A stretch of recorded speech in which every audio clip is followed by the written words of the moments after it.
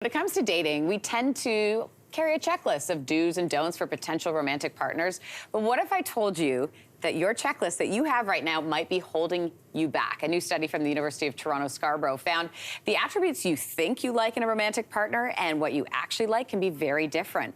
Andre Wong co-authored this study and joins us this morning to explain. Good morning to you. Good morning to you. It's so good to have you. Okay, so let's talk about the list that so many people have, right? They have this list that like, this is what I want in a partner and this is what I don't want in a partner. Now, your study suggests what you think you want is not actually what you pursue. So walk us through that a little bit. Yeah, that's exactly right. So you might hear people talk about, I have a certain type, right? You hear characters in romantic comedies talk about, oh, I want someone who's smart and funny.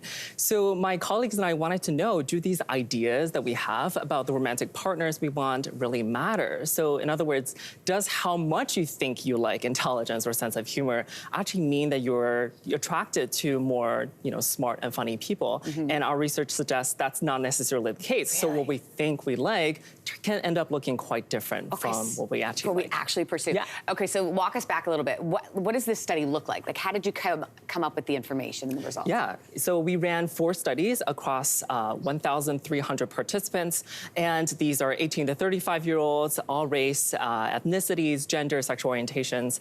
And what we did is we first just asked them, right? Like, a list of traits, how much do you care, how much do you value those traits? But then what we did is then we looked at how much those traits actually predicted romantic interest across these online dating profiles. And what we found is that, the extent to which we think we like these traits actually bear little resemblance to what actually predicted romantic interest. So in other words, the more you think you like intelligence, that doesn't necessarily mean you'll be attracted to more, smart partners. So why do we do that then? Why do we think that we're in this, like we have these lists and say, oh, well, this is what I think I want, but then ultimately go a different direction? Yeah, that's a great question. And there are many possibilities. So one possibility we zeroed on is social context. Okay. So maybe I'll give you an example. Please. So let's say you go to a great party and you're enjoying yourself and you notice that people there are funny, maybe some funnier than others. Always. You might, of course. So you might come away thinking, wow, I really like sense of humor in people.